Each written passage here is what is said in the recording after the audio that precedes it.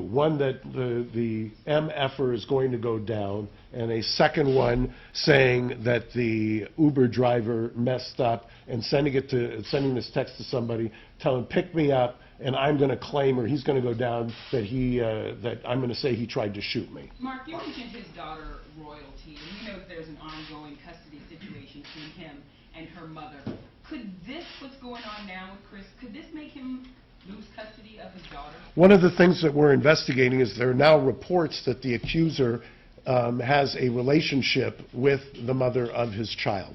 What's particularly disturbing to me is that this comes on the heels of a custody battle that he won, and that the lawyer in Houston who represented the mother of Royalty immediately came out and was making statements, and if they're reported correctly, they were false statements, which leads me to believe, I don't want to be a conspiracy theorist, but that certainly would be one angle. And do we have concern over custody? Of course. I've got concern that when somebody fabricates a story and when somebody falsely accuses somebody, that he then has to become a target. Remember, and I would remind you of this, I have represented him on no less than 5 other matters where specifically somebody has made a false accusation, and once it was investigated, it was proven to be false. This is not the first time that somebody has made a false accusation about Chris Brown, and that is somewhat disturbing. I understand in today's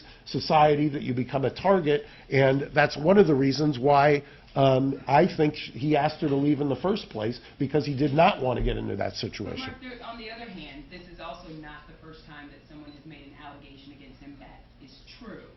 So when you have these two stories that are just diametrically opposed, because what you were describing sounded like, you know, just nothing at all was going on, I just wonder how we get here and why he was arrested. Why we get, absolutely nothing was going on. Let me show you how Chris Brown gets treated. He has had documented by the LAPD at least 6 instances of people breaking into his house, of stalkers. In fact, in one case when he was out of the country, the woman actually moved into the house, and who was subsequently ruled to be a 5150.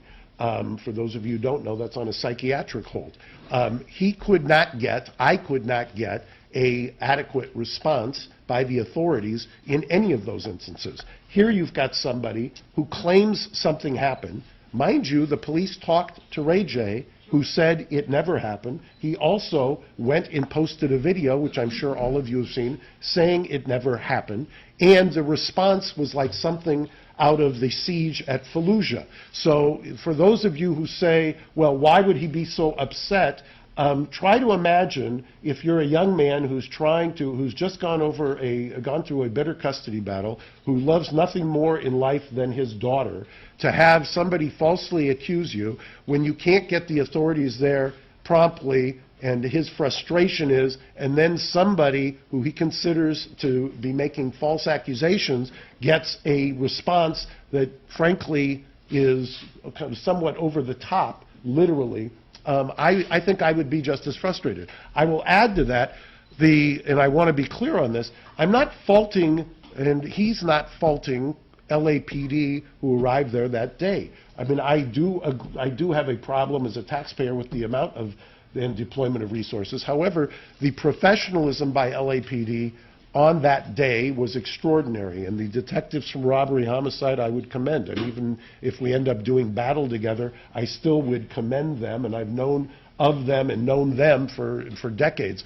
The LAPD was very professional in how they executed the search warrant, and very professional as well. I just wish we could have gotten that same kind of response when there's been the prior incidents. In the Instagram videos that he posted, the 3 of them that are now deleted, if you could give any kind of reaction to the fact that they were posted, maybe you were involved in having them deleted. But he spoke negatively about police, the fact they were at the house, the helicopters flying overhead.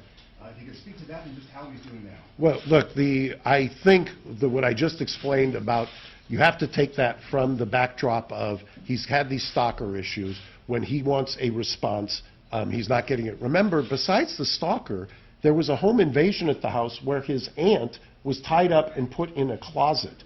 So that to this day has never been solved. Once again, LAPD did try to make some efforts. I was involved in giving them information that I thought could be helpful, but that was never solved. So you have to understand it against that backdrop. You can always say, hey, he's Chris Brown, he's had, we're going to just say, he's Chris Brown, and therefore he doesn't get the same kinds of rights that other people do. I think that's unfair. I'll take just a couple more questions. You're describing a case that is based on completely fabricated on a whole cloth and not a shred of evidence to back any of it up.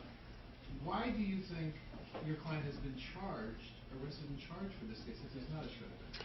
I'm not, well, this is what I know. I know that I was there. I know that there was, as far as I can tell, no drugs found. I know, as far as I can tell, there were no guns found in the house. I know, as far as I can tell, that he was cooperative. All I know is that at a certain point, there was a statement made to me that we're going to arrest him. I won't get into the details of that, other than to say that's what happened. He was then arrested, obviously. He posted bail. It's going to ultimately be up to the district attorney's office whether to file charges. Does Murray have a grudge against him? Murray in the DA's office? Well, look, I've known Mary, I think I've said this before, I've known Mary since the first day she interned in the DA's office in Alhambra, and I have a great deal of affection for Mary, and I have not talked to Mary. And I don't think I've ever said a bad word about Mary, and I'm not going to start now, Patrick. Can you explain the relationship between this accuser and the mother of the child and their custody battle, and what's the state of the custody right now? Well, the state of the custody is he has the order that's still in effect out of Houston when we litigated it there. That was reaffirmed here, and information has been, we've been deluged with information. So I've got no less than 4 investigators working on this at the same time who are interviewing people, and we've been given information that there is a relationship there, and obviously we're going to plumb that. One more question from Farrell right here. Duffel bag that was thrown out of the window that may have contained drugs and guns. So can you address that? Was that duffel bag found? What was in it? And also, are the Instagram posts that he was making, are they going to hurt his case?